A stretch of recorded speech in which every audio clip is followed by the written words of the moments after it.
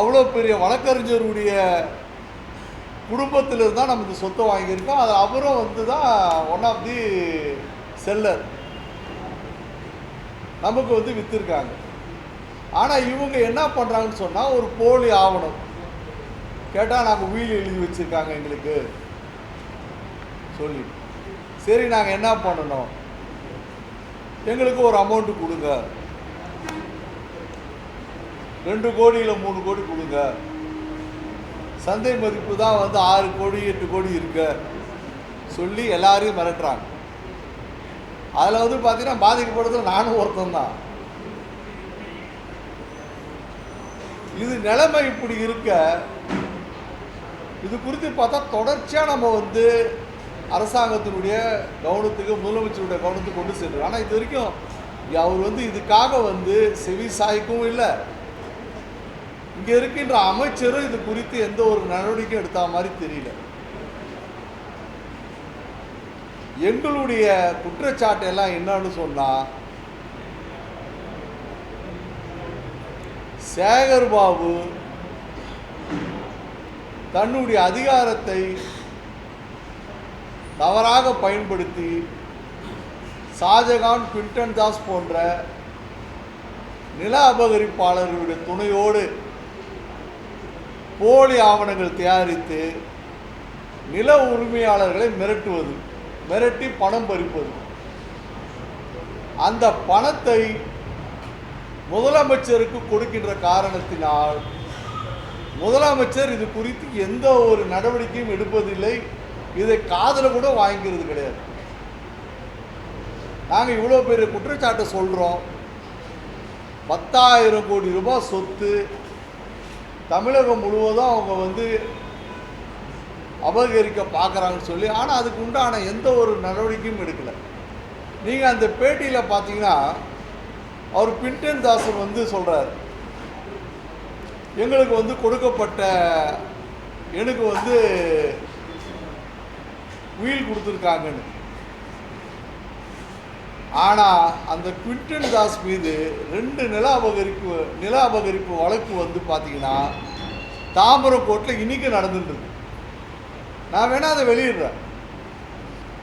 அதே போல் ஷாஜகான் அந்த பேட்டியில் சொல்கிறாரு, நான் பிஸ்னஸ் மேன், கப்பல் தொழில் செய்கிறவன்னு. அவர் மீதும் ஒரு நில அபகரிப்பு வழக்கு திருவள்ளூர் மாவட்டத்தில் இன்னும் நிலவில் இருக்குது. இதே B1 ஸ்டேஷனில் வந்து பார்த்தீங்கன்னா டக்காய்ட் கேஸ் இருக்குது. ஒருத்தரை அடித்து 5,000 நகையை அபகரிச்சதா எஃப்ஐஆர் ஃபைல் பண்ணப்பட்டிருக்கு. ஆனால் இவங்க எல்லாம் என்ன பண்ணுறாங்கன்னா, நாட்டில் என்னமோ ஒரு யோகிய மாதிரியும், நாங்கள் வந்து யோகிஸ்தர்கள், எங்கள் மீது வேணும் என்று குறை சொல்கிறாருன்னு சொல்கிறாங்க. என்கிட்ட எல்லா விதமான ஆதாரங்களும் இருக்குது. இது முழுக்க பார்த்தீங்கன்னா ஊரை மிரட்டி கொள்ளை அடிப்பதற்கு நடைபெறுகின்ற ஒரு முயற்சி தான் இது. இதில் துரதிருஷ்டம் என்னன்னு சொல்லி பார்த்தீங்கன்னா, இதில் முதலமைச்சரும் சம்மந்தப்பட்டு இருக்கிறாரு, இந்த தொகுதியினுடைய எம்எல்ஏவும் மந்திரியாக இருக்கார், அவரும் சம்மந்தப்பட்டு இருக்கார். ஏன்னா பெரிய தொகை, பெரிய பணம் வருது, சுலபமாக வருது, கஷ்டப்பட வேண்டியதே இல்லை. போய் மிரட்டினா, மாரோடைய மிரட்டினா துட்டு கொடுக்குறான். என்னப்பா லிட்டிகேஷன். இதுக்கு உடனே யாருன்னு பார்த்தீங்கன்னா போலீஸ் கமிஷனர் அருண், கார்பரேஷனுடைய கமிஷனர் குமரகுரு. ஒரு டெமாலிஷன் ஆர்டர் வாங்காமல் ஒரு பில்டிங்கை, இந்த மெயின் ரோட்டில் இருக்கிற பில்டிங்கை இடிக்கிறாங்க. 1 மாதமாக இடிக்கப்படுது. ஆனால் அது குறித்து எந்த ஒரு நடவடிக்கையும் எடுக்கலை. போலீஸ் ஸ்டேஷன் பக்கத்துக்கு இதில் என்ன ஒரு நம்ம வேதனைக்குரிய விஷயம்னு சொன்னால், போலீஸ் ஜீப்போ காவலோடு நின்று இடிக்கிறாங்க. அது அப்போ என்னன்னா போலீஸ் துணையோடு தான் அந்த பில்டிங்கே இடிக்கப்படுது. இவ்வளவு அத்துமீறல், அராஜகம் நீங்கள் சிந்திச்சு பாருங்கள். இதெல்லாம் நாங்கள் வந்து ஒரு மனக்குமரோடு தான் சொல்கிறோம். நீங்கள் சொத்து வாங்கினா எவ்வளோ பெரிய கஷ்டன்றது உங்களுக்கு எல்லாம் தெரியும்.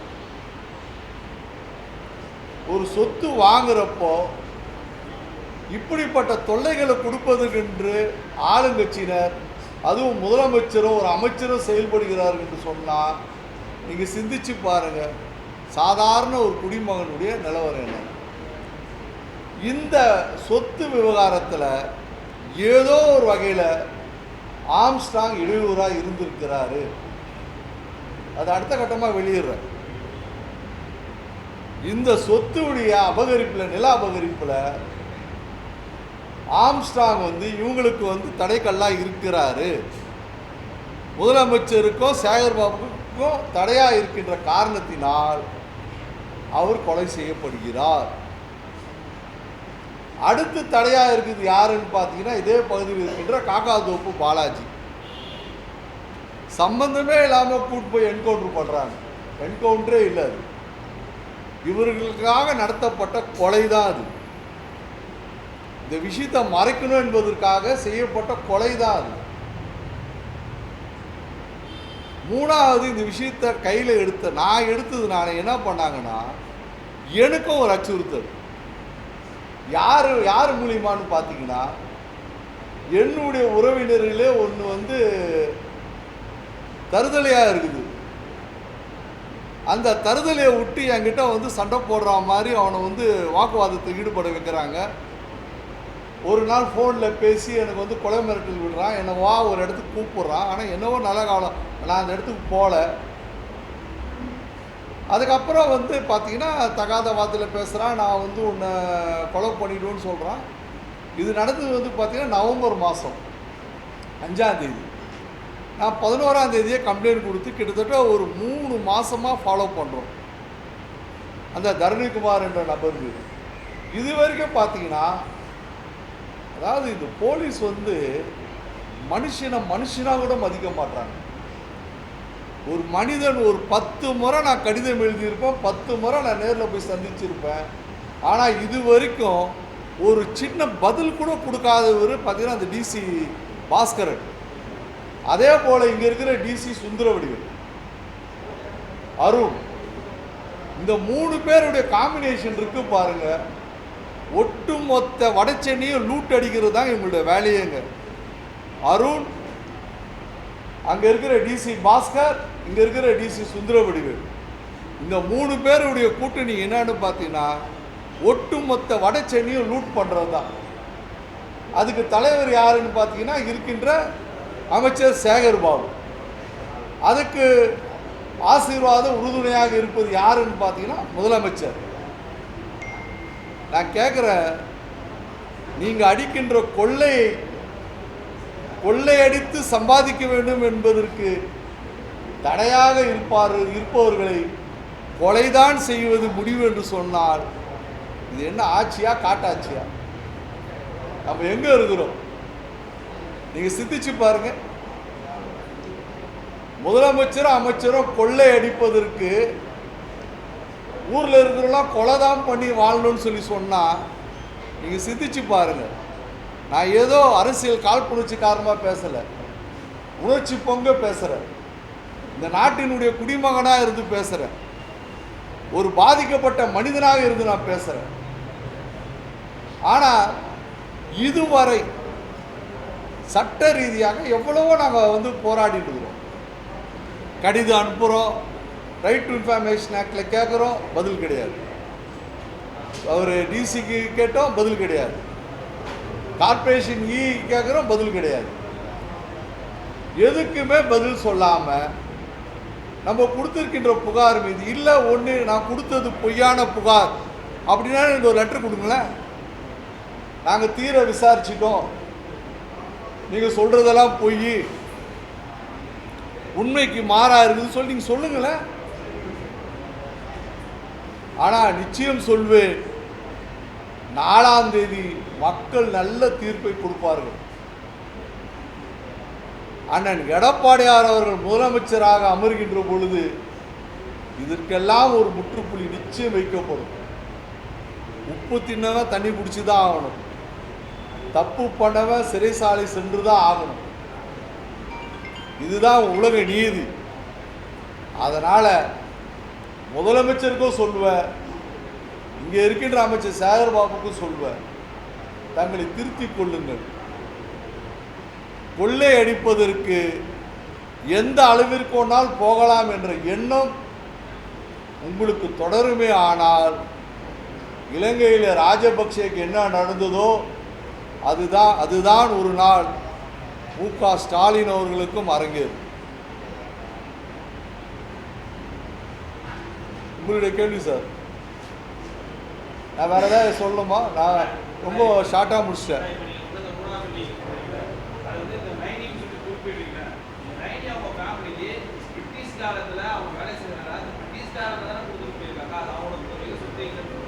யார் சார்?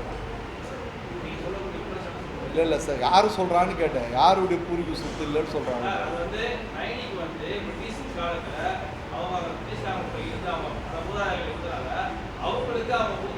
யாருக்குன்னு? அவங்களுக்குன்னா யாருக்குன்னு? யாருக்கு?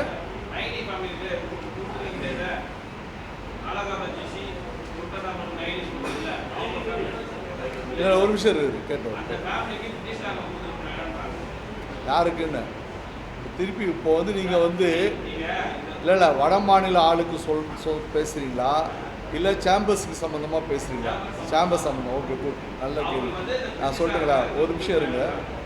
இப்போ நீங்கள் கேட்குறதுனால சொல்கிறேன், இவ்வளோ விவரம் இப்போ சொல்கிறேன். 2006 ஜோசப் சேம்பர்ஸ்ன்றவர் இவருக்கு குவிண்டன் தாஸுக்கு வந்து பவர் ஆஃப் அட்டார்னி கொடுக்குறாரு. 2008-7 அவர் இறந்துடுறார்.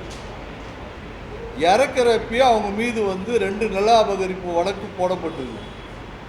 இன்னொன்று நீங்கள் சொல்கிறீங்க பாருங்கள், ஜோசப் சேம்பர்ஸ் அவர் வந்து உண்மையான வாரிசே இல்லைன்னு சொல்லி அவர் மீது வந்து வழக்கே பதிவு செய்யப்பட்டிருக்கு. நீ வாரிசே இல்லாத கேட்டு அதுக்கப்புறம் குவிண்டன் தாசன் என்ன பண்ணுறாரு, அந்த உயிலை கொண்டு போய் ப்ரொபேட் பண்ணுறாரு. ப்ரொபேட் வந்து 2010 ப்ரொபேட் ஆகிடுது முதல் தடவை. 2011 அப்பீல் போகிறப்போ ப்ரொபேட் வந்து கேன்சல் ஆகிடுது. கேன்சல் ஆனதுக்கப்புறம் டிஓஎஸ்ஸாக மாறுது. டிஓஎஸ்ன்றது நான் சொன்னால் ஒரிஜினல் அப்ளிகேஷனாக மாறுது. டிஓஎஸில் வந்து பார்த்தீங்கன்னா 2018 ஒரு தெளிவான ஜட்ஜ்மெண்ட்டு கொடுக்குறாங்க. அதில் வந்து இது ரிஜெக்ட் பண்ணிடுறாங்க. ஸோ வந்து பார்த்தீங்கன்னா உயில் உனக்கு சொந்தம் இல்லை என்பது இன்றைய நாள் வரை பார்த்தீங்கன்னா உங்களுக்கு வந்து தீர்ப்பு வழங்கப்படுது.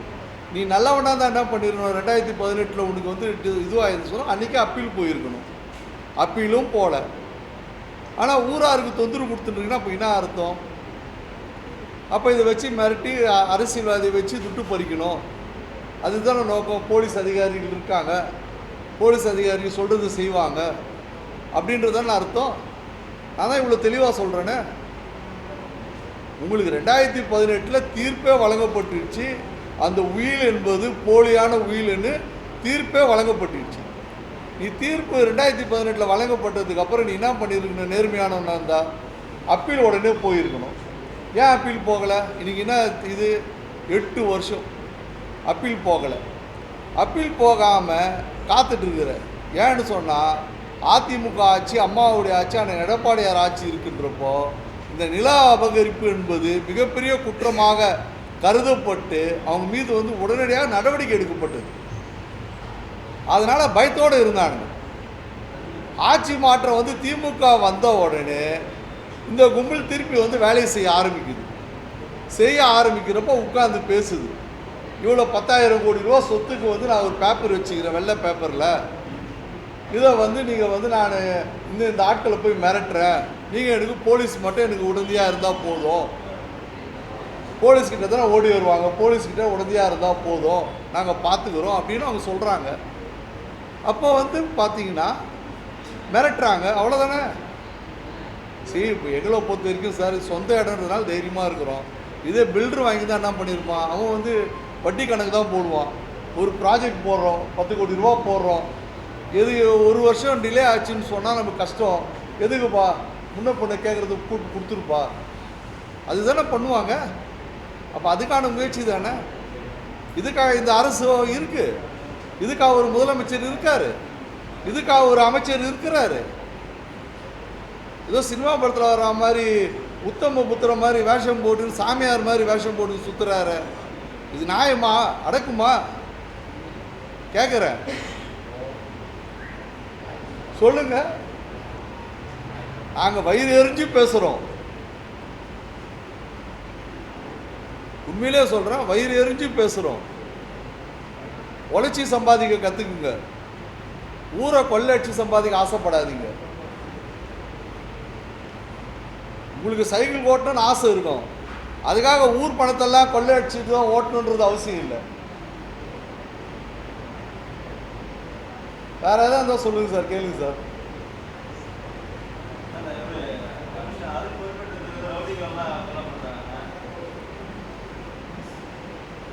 சார் எனது வந்து ஃபோக்கஸ்டாக இருக்குது சார். நான் ஒரு இஷ்யூ மட்டும் தான் சார் எடுத்துருக்கிறேன், அவருடைய இஷ்யூஸ் எல்லாமே போல. ஆனால் ஒன்று சொல்கிறேன், சில யூடியூப்பெல்லாம் நம்ம கவனிக்கிறப்ப பார்த்தீங்கன்னா காவல்துறை மீது இருக்கின்ற நம்பிக்கையே நமக்கு வந்து சுத்தமாக போயிடுது. நீங்கள் பார்த்தீங்கன்னா அருணை பற்றி வர குற்றச்சாட்டுலாம் பார்த்தீங்கன்னா பார்லாம் கூட அவர் வந்து பார்ட்னராக இருக்கிறாரு, பல பார் சொந்தமாக இருக்குது, இப்படியெல்லாம் பேசக்கூடிய அளவுக்கு மக்கள் வந்து பேசக்கூடிய அளவு இல்லை. ஒன்று மட்டும் நான் ஞாபகப்படுத்த விரும்புகிறேன், அவர் கருணாநிதி இருக்கிறப்போ சொன்னார், அவர் ஆட்சி காலத்திலே சொன்னார், காவல்துறையினுடைய ஈரல் வந்து கெட்டு போச்சுன்னு சொன்னார். ஆனால் ஸ்டாலினுடைய காலத்தில் பார்த்தீங்கன்னா காவல்துறை ஒரு நடைப்பிணமாக வாழ்ந்து கொண்டிருக்கிறது, அவ்வளோதான். அதிமுக ஆட்சியில், அம்மாவுடைய ஆட்சியெல்லாம் பார்த்தீங்கன்னா, அண்ணன் எடப்பாடியாருடைய ஆட்சியில் பார்த்தீங்கன்னா ஸ்காட்லாந்து போலீஸுக்கு இணையாக போற்றப்பட்ட போலீஸ் வந்து பார்த்தீங்கன்னா இன்னைக்கு வந்து பணம் கொடுத்தால் கொலையும் செய்வோம் என்ற அளவுக்கு துணிகிறார்கள். இதுதான் உண்மை, யதார்த்த உண்மை. பணமும் உத்தரவும் வந்தால் நாங்கள் கொலையும் செய்ய துணிவோம், அதற்கு என்கவுண்டர் என்ற ஒரு போர்வையை போர்த்தி விடுவோம் என்று காவல்துறை இயங்கிக் கொண்டிருக்கிறது. இது உள்ளபடியே பார்த்தீங்கன்னா மிகவும், நான் சொல்லிக்கிறேன், முன்னெல்லாம் சொல்லுவாங்க பீகார் எங்கெங்கோ ஒப்பிடுவாங்க, இப்போ அதெல்லாம் ஒப்பிட வேணாம், இங்கே தமிழ்நாடே போதும். நான் கேட்குறேன், ஒரு 6 மாதமாக நான் போராடிட்டு இருக்கிறேன் இந்த விஷயமா. ஏன் முதலமைச்சருக்கு வந்து என்ன அவருக்கு நேரம் இல்லை, கூப்பிட்டு விசாரிக்கலாமே, இல்லை உளவுத்துறை என்ன பண்ணுது கூப்பிட்டு விசாரிக்கலாமே, இது என்ன உண்மையா, இது என்ன இப்படி இருக்குது, பல ஆயிரம் கோடி சம்மந்தப்பட்ட சொத்துன்னு சொல்கிறாங்களே, என்ன விஷயம் கேட்கலாமா இல்லையா? எது அவரை தடுக்குது? நீங்கள் சிந்திச்சு பாருங்க. இதில் பாருங்க, ஏற்கனவே ஆம்ஸ்டாங் கொலை, அதுக்கப்புறம் காக்காத்தூ பாலாஜி, அதுக்கடுத்து எண்ணெய் குறி வைக்கிறாங்க.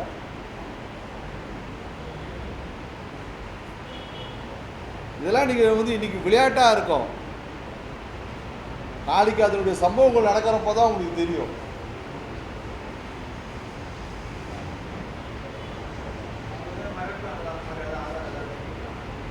சார் நல்லா கம்ப்ளைண்ட் சார், என் மச்சான் மூலியமாக தான் ஒரு தருதலை இருக்கிறான், அவனுக்கு வேலையே என்னான்னு பார்த்தீங்கன்னு சொன்னால் இளம் பெண்களை வந்து மயக்கி அவங்கள வந்து போதைக்கு அடிமையாக்கி இந்த மாதிரி வசதி படித்த ஆட்களுக்கு வந்து அவங்கள வந்து பணிய வைக்கிறது தான் வேலை.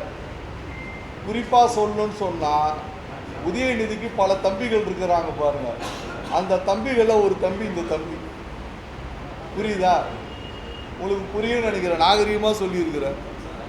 பல தம்பிகள் இருக்காங்களே, அந்த தம்பிகளில் ஒரு தம்பி இந்த தம்பி.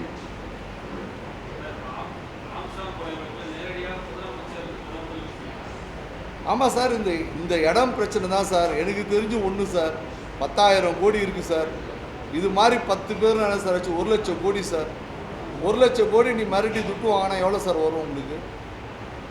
அதுக்கு ஒரு அமைச்சர் ஒருத்தர் உட்கார வச்சுட்டு இருக்கிறீங்கன்னு சொன்னால், நான் தான் ஆளினால் அழகராஜா சென்னையே பார்த்துக்கிறேன்னு சொல்லி சுற்றிட்டு வந்தா என்ன அர்த்தம்? நான் கேட்குறேன், இவ்வளோ தைரியம் எப்படி ஒரு அமைச்சருக்கு வருது? எங்கேருந்து வருது? முதலமைச்சருடைய ஆசீர்வாதம் இருக்கிறதா தானே வருது. நான் கேட்குறேன், அப்போ முதலமைச்சர் அவர் வந்து எல்லா வகையிலையும் திருப்திப்படுத்தி வச்சிருக்கின்ற காரணத்தினால தான், திருப்பி சொல்கிறேன், எல்லா வகையிலும் முதலமைச்சர் எல்லா வகையிலும் திருப்திப்படுத்தி வச்சுருக்கிற காரணத்தினால்தான் சேகர் பாபா கார்லேயே கூட்டு போகிறாரு, அவர் கைத்தட்டி டான்ஸ் ஆனால் இவரு டான்ஸ் ஆடுறாரு. அப்படிப்பட்ட ஒரு முதலமைச்சரை தான் நம்ம வச்சுருக்கிறோம் இன்னைக்கு வரைக்கும். அவர் கைத்தட்டி டான்ஸ் ஆனால் இவரும் டான்ஸ் ஆடுவார் கூட.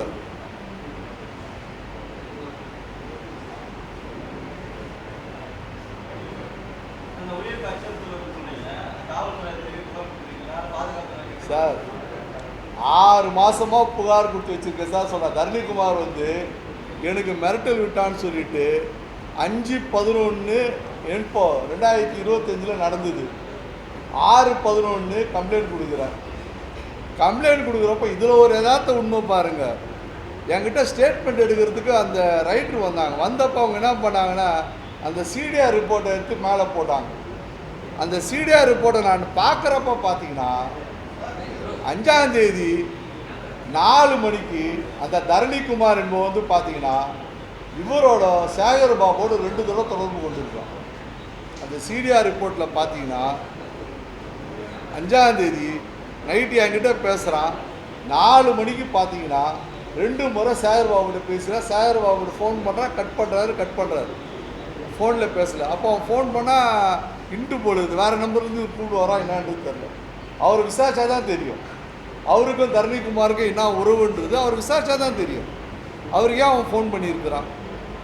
இன்னொன்று பார்த்தீங்கன்னா அந்த கிளாம்பாக்கம் கடைகள் சம்மந்தமாக வந்து பார்த்தீங்கன்னா வண்ணாரப்பேட்டையில் கிட்டத்தட்ட ஒரு 3 பேர், எங்களுக்கு தெரிஞ்சு 3 பேர்கிட்ட வந்து பணம் வாங்கியிருக்கிறான். 3 லட்சம் சொல்லி தரணிக்குமார். அந்த கடையை போய் திறந்தே காமிச்சிருக்கிறான். கிளாம்பாக்கத்தில் உள்ள கடைகளை வந்து திறந்து காமிச்சிருக்கிறான். அவங்க வந்து கம்ப்ளைண்ட்டாகவும் கொடுத்துருக்காங்க. அவங்க கம்ப்ளைண்ட் கொடுத்து இது வரைக்கும் பார்த்தீங்கன்னா கிட்டத்தட்ட ஒரு 6 மாதம் ஆகுது. இது வரைக்கும் அது குறித்து நடவடிக்கை எடுக்கப்படாது. நீங்கள் இதெல்லாம் கூட்டி கழிச்சு பாருங்களேன். போலீஸ் துறையே பார்த்தீங்கன்னா ஒரு வேடிக்கையாக இருக்குது. சட்டம் என்பது சமங்க. நானாக இருக்கட்டும், யாராக இருக்கட்டும், எல்லாருக்குமே சமமாக தானே இருக்கணும். தப்பு பண்ண மீது நடவடிக்கை எடுக்கணும். நான் தப்பு பண்ண கூட எடுங்க.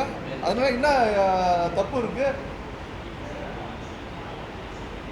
ஆனால் வந்து நீங்கள் வந்து பார்த்தீங்கன்னா மொத்தத்தில் ஒரே வரியில் சொல்லணும்னு சொல்லி பார்த்தீங்கன்னா சமூக விரோதிகளுடைய கூடாரமாக இந்த 5 ஆண்டு கால ஆட்சியில் வந்து மாறிப்போச்சு. அதனுடைய பாதுகாவலர் யாருன்னு பார்த்தீங்கன்னா இந்த முதலமைச்சர் ஸ்டாலின் தான். சமூக விரோதிகளுடைய பாதுகாவலராக இருக்கிறாரு. சமூக விரோதிகளுடைய கூடாரமாக வந்து தமிழகம் மாறியது இந்த 5 ஆண்டு கால இதில். இதற்கெல்லாம் 4ஆம் தேதி ஒரு நல்ல மாற்றம் வரும், ஒரு நல்ல விடிவு வரும் என்று நாங்கள் நம்பிக்கையோடு இருக்கின்றோம். அண்ணன் எடப்பாடியார் அவர்கள் முதலமைச்சர் ஆகின்ற பொழுது இதற்கெல்லாம் நிச்சயம் ஒரு நல்ல தீர்வு காணப்படும். ஏற்கனவே சொல்லியிருக்கார் 297 கடைசியாக பார்த்தீங்கன்னா இந்த 3 சட்டம் ஒழுங்கு, பெண்கள் பாதுகாப்பு, போதைப்பொருள் நடமாட்டம், இது 3 முதலமைச்சருடைய நேரடி பார்வையில் உள்ள ஒரு துறையை உருவாக்கி இது 3 கட்டுக்குள் கொண்டு வரப்படும் சொல்லி அண்ணன் எடப்பாடியார் அவர்கள் அறிவித்திருக்கின்றார்கள். நிச்சயம் அவரால் தான் தமிழகத்தை காப்பாற்ற முடியும்.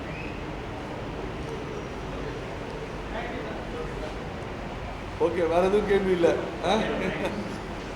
Thanks sir. கருத்து கணிப்பினா சார் எல்லாம் நிறைய எல்லாருக்கும் சாதகமாக போடுறாங்க. ஆனால் ஒன்றே தான் எனக்கு வருத்தம், அவர் சீமானுக்கு மட்டும் சாதகமாக போடுறதில்ல. 3 பேருக்கு சாதகமாக போட்டிங்க, அவரையும் விட்டீங்களப்பா. அவருக்கு ஒருத்தர் யாராவது ஒரு டிவி போட்டிருக்கலாமா? ஏன் சார் திமுக இல்லை யார் சார்?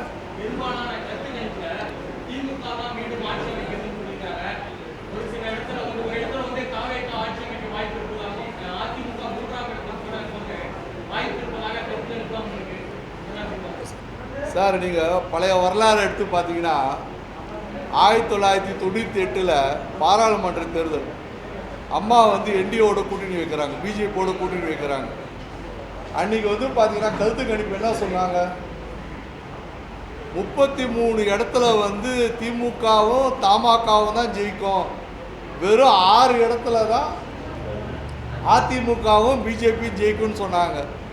ஆனால் அம்மா நம்பிக்கையோடு சொன்னாங்க நிச்சயம் தீர்ப்பு நல்ல தீர்ப்பாக அமையும்னு சொன்னாங்க. பார்த்தீங்கன்னா 30 இடத்துல வந்து பார்த்தீங்கன்னா அதிமுகவும் பிஜேபியும் தான் ஜெயிச்சுது. வெறும் 9 இடத்துல தான் திமுகவும் தமாகவும் ஜெயிச்சுது.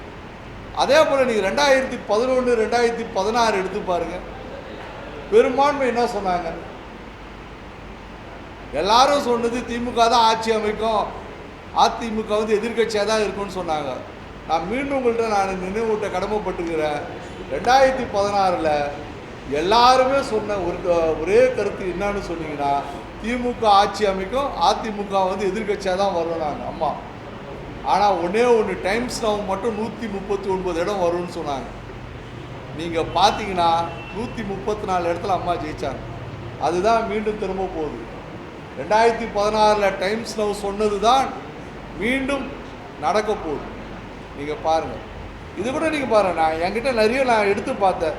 2017 பார்த்தீங்கன்னா யூபியில் வந்து அசம்பிளி எலெக்ஷன் நடக்கிறப்போ எக்ஸிட் போல் தான் கொடுக்குறாங்கன்னு சொன்னால், தொங்கு இதுதான் சட்டசபை தான் அமையும், யாருக்கும் பெரும்பான்மை கிடைக்காதுன்னு சொல்லி போட்டாங்க.